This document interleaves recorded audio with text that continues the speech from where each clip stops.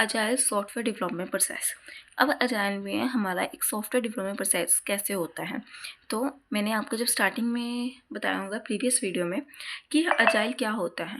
तो अजाइल में क्या क्या हम उसमें मैंने आपको बताया था कि अजाइल क्या होता है और अजाइल के अंदर हम कौन कौन से प्रोसेस करते हैं। जब हम प्रोजेक्ट बना रहे होते हैं कौन कौन से वहाँ पर वो चल रहे होते हैं सिस्टम्स में अंदर क्या क्या स्टेप्स क्रिएट कर रहे हो। तो जब हमारे अंदर अजाइल के अंदर कोई भी हम प्रोजेक्ट बना रहे होते हैं या फिर कोई सॉफ्टवेयर डेवलप कर रहे होते हैं तो उस टाइम पर हम कौन कौन से प्रोसेस कर रहे होते हैं।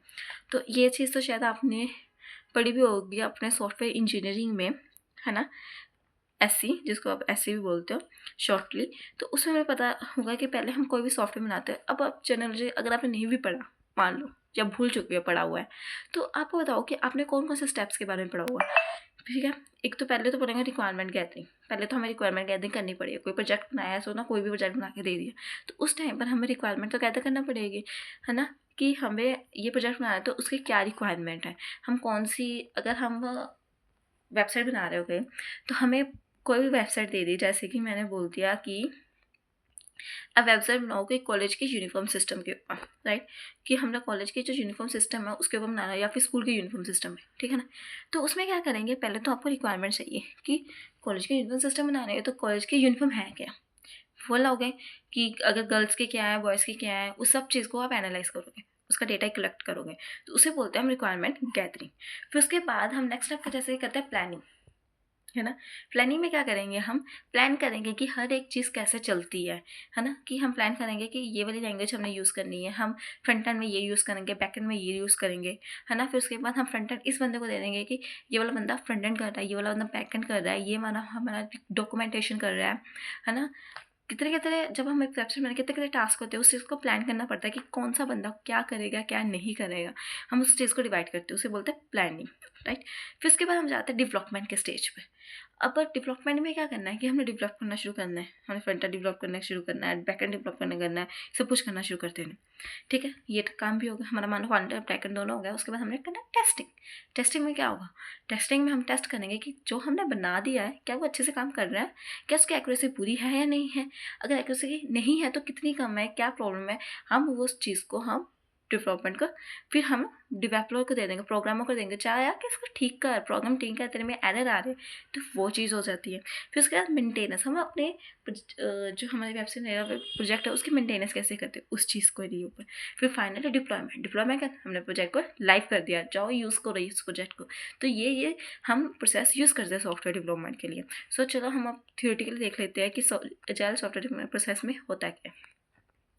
Agile software development often just called agile focus on being flexible and practical when delivery a software।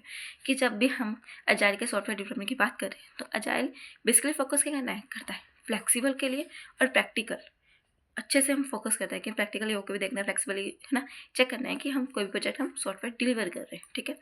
Instead of launching everything at once, सब कुछ ही एक ही बार में वो कर देना, दे देना, है ना, सब फाइनल आउटपुट दे देंगे।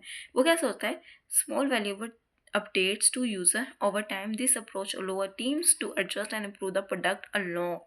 कहता है स्मॉल वैल्यूएबल अपडेट्स करता रहते हैं, देता रहता है यूज़र को, ताकि जब यूज़र के पास चल जाए तो टीम है और कुछ एडजस्टमेंट करनी है, कुछ इंप्रूवमेंट करनी है तो वो प्रोडक्ट की कर सके। The way verifying the each update brings a real value to the user.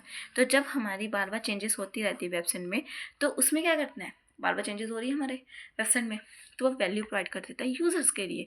अगर मान लो अब ऐसा तो है नहीं, आप कोई भी वेबसाइट आप यूज़ करें, कुछ भी यूज़ कर रहे हो, है ना, तो उसमें क्या होता है, बार बार चेंजेस होते हैं। जैसे कि हम अमेज़न को यूज़ कर रहे हैं, अमेज़न की वेबसाइट यूज़ कर रहे हो, शॉपिंग ऐप, आप देखते हो जितनी बार यूज़ करते हो उसमें कोई ना कोई नया फीचर ऐड हो रहा होता है ना।